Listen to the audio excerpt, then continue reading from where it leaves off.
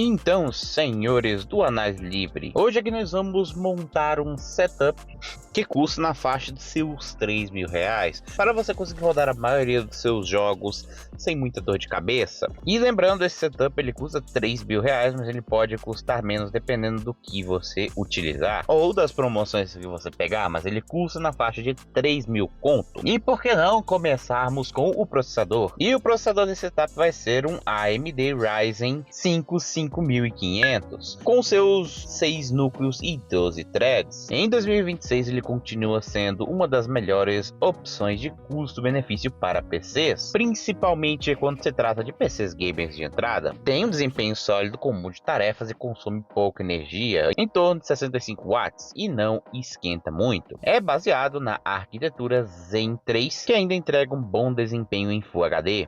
Muitos vídeos e testes ainda este ano, em 2026, mostram que ele não engasga na maioria dos jogos quando combinado com uma GPU decente. Então, para você que quer jogar, você vai conseguir jogar uma biblioteca de jogos muito interessante, possuindo também um preço baixo que gira em torno de 550 a 700 reais, permitindo sobrar uma quantidade de dinheiro razoavelmente grande para uma GPU, que é muito mais importante para quem quer jogar. Obviamente, uma alternativa mais cara é o Ryzen 5 5600 ou Ryzen 5600 GT, que melhora um pouco no dia a dia e não custa horrores. E para suportar esse processador, nós temos uma placa-mãe que é a A520M ou a B450M. Essas placas-mães, ambas são compatíveis com o Ryzen 5 5500, com socket AM4, suportando memórias de DDR4 até 3200 MHz, e tem o slot M2 para SSD, e é suficiente para um setup de entrada, não precisa de overclocks pesados. Em 2026 as placas AM4 estão bem baratas, porque a plataforma é antiga. E sim, se você está montando um PC de entrada, médio de entrada, de R$3.000, você também não vai poder conseguir pegar tudo no filé, é porque PC é uma coisa realmente cara. A placa-mãe A520 é simples, estável e evita gastar mais em B550 ou AM5, que aí também exigiria uma CPU e uma RAM DDR5, mas essas duas placas-mães são ideais para quem quer economizar bastante, sem abrir mão de um desempenho decente. E agora nós vamos para a placa de vídeo. Com 3.000 no orçamento, eu tava pensando em indicar muito mesmo uma RX 6600 de 8 GB, que é uma placa de vídeo interessante. Inclusive, se você tem ela, meus parabéns, você tem uma baita placa de vídeo por um preço razoavelmente baixo. Mas hoje em dia ela não compensa mais tanto, justamente porque, como ela saiu de linha, os preços dela estão aumentando bastante. Então, para quem comprou ou para quem achou ela usada em um bom estado, é interessante. Mas aqui eu já vou passar para indicar a RX 7600. Com o nosso orçamento de R$3.000, ele fica um pouco mais apertado com essa placa de vídeo, mas ainda assim compensa fazer um esforço para tê-la no seu setup. Até porque, pegando algumas promoções, justifica você ter a RX 7600, que é claramente uma evolução da 6600, que custa na faixa dos seus 1.600 a 1.850. A RX 7600 é 25 a 40% mais rápida que a RX 6600 em média, obviamente variando de jogos para jogos. Em 1080 você ganha muito mais FPS, conseguindo configurações mais altas e melhor estabilidade em jogos pesados que lançam em 2025 ou em 2026. Melhor suporte a FSR3, que é um upscaling da AMD, que é mais eficiente em alguns cenários e melhor em Ray Tracing leves, mesmo que esse ainda não seja o forte da AMD. Obviamente nem tudo são flores, ela, por ser uma placa-mãe um pouco mais forte, ela consome um pouco mais de energia, mas ainda assim consegue entregar 8 GB de VRAM, que é suficiente para rodar jogos em 1080p. E sim, esse basicamente é o limite em alguns jogos muito novos e com configuração muito alta. Na maioria dos jogos, você vai conseguir um desempenho que gira em torno de 80 a 144 FPS, com o jogo no Full HD 1080p. Com jogos competitivos jogos como Valorant, CS2, Fortnite e League of Legends, você vai conseguir obviamente muito mais do que 144 FPS. E já em títulos mais pesados como Cyberpunk, Alan Wake 2, dá para levar com FSR ligado. Agora, essa placa RX 7600, se estiver acima de R$ 1.800, aí já não compensa, aí você compra a RX 6600. Contudo, se você achar uma placa de vídeo RX 7600 que custe abaixo de R$ 1.800, aí já vale muito mais a pena você comprar a RX 7600. Caso a RX 7600 esteja muito cara, você pode comprar a RX 6600. Ela é um pouco mais fraca, vai caber um pouco mais no orçamento e também consegue empurrar boa parte dos jogos hoje em dia. Ela só não vai empurrar com tanta folga quanto a 7600. E lembrando que aqui na descrição do vídeo estão todos os itens que eu citei aqui neste vídeo. Todos os produtos, tanto a placa de vídeo, quanto a placa mãe, quanto o processador, eu vou deixar aqui na descrição para você dar uma olhada no Mercado Livre. Assim, se você comprar quaisquer produtos no meu link, eu vou ganhar uma comissão acerca desses produtos e você não vai pagar nem um centavo a mais por isso. Assim eu continuo trazendo ainda mais dicas e conteúdos de tecnologia aqui para vocês de forma gratuita e acessível. E agora nós vamos para uma parte que é a mais salgada deste vídeo, que é a memória RAM. A memória RAM que nós vamos utilizar é a memória RAM de 16 GB, que são dois pentes de 8 GB DDR4 de 3200 MHz. 16 GB de RAM com certeza é o mínimo recomendado hoje em dia. Windows já come uma grande quantidade de RAM.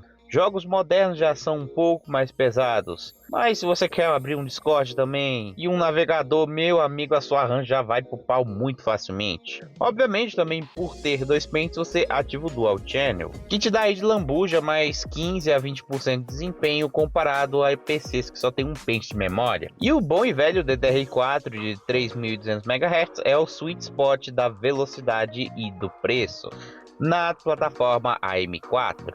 Memórias mais rápidas não traz ganho tão grande que justifique o custo extra. Outra coisa que também temos que colocar no nosso PC é o armazenamento.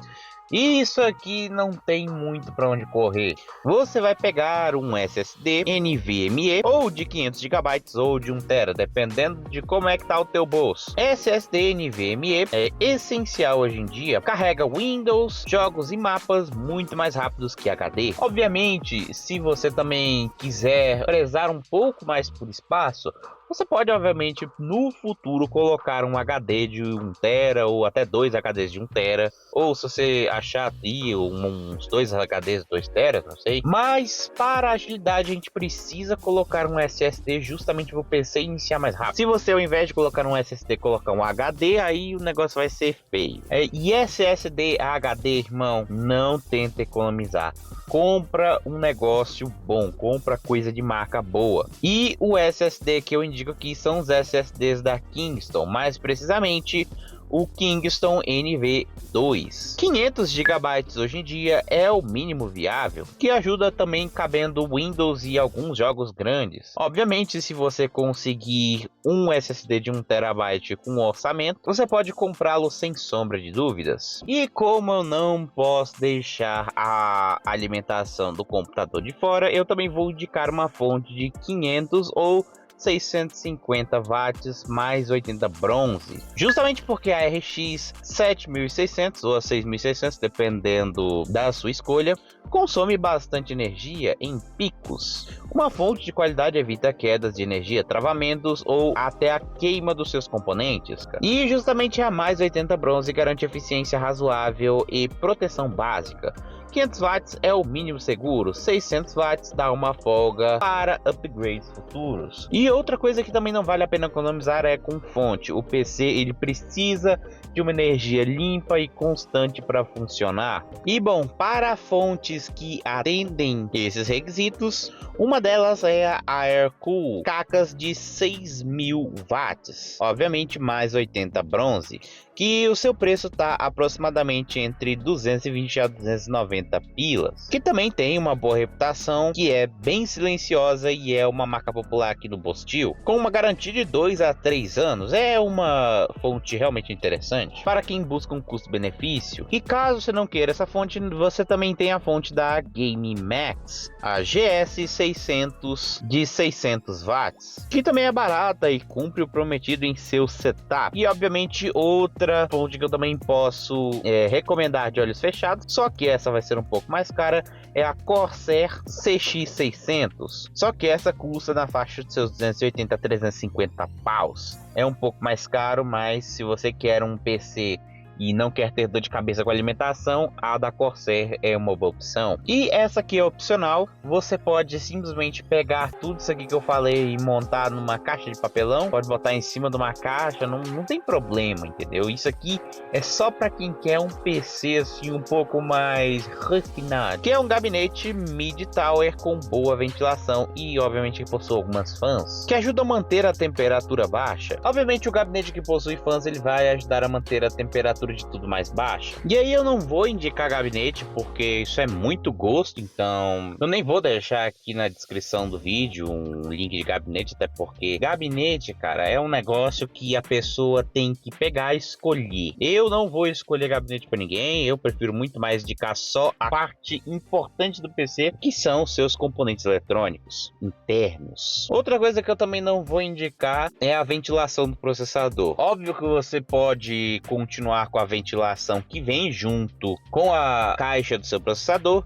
mas tem gente que gosta, né? Talvez as pessoas sintam que não tá resfriando o suficiente, talvez o processador esteja quente. Aí tem variações, porque tem gente que gosta de coolers, tem gente que gosta de water coolers, então varia bastante do gosto. Mas uma dica importante, se você for comprar um cooler ou um water cooler, o TDP do Ryzen 5500 é 65 watts. Então, antes de comprar, vocês têm que pesquisar qual é o TDP daquele cooler ou water cooler em específico. E isso aqui não é todo mundo que fala. As pessoas, elas não dizem esse detalhe em específico, que talvez possa estragar alguns PCs, como alguns cores i7 que gostam de esquentar, se é que vocês me entendem, ou até mesmo alguns i9 que não ligam mais para nada e só gostam de esquentar até virar uma bola de fogo. E não é só isso. E para você que tá montando PC, eu tenho quase certeza que você também vai querer um monitor. E para montar o seu setup, o LG Ultra Gear é um forte candidato. E bom, por que ele é um forte candidato? Isso você descobre nesse vídeo aqui. Clique no vídeo na tela e descubra por que este monitor é tão bom assim. Ou será que ele é isso tudo mesmo? Clique no vídeo e nos vemos lá.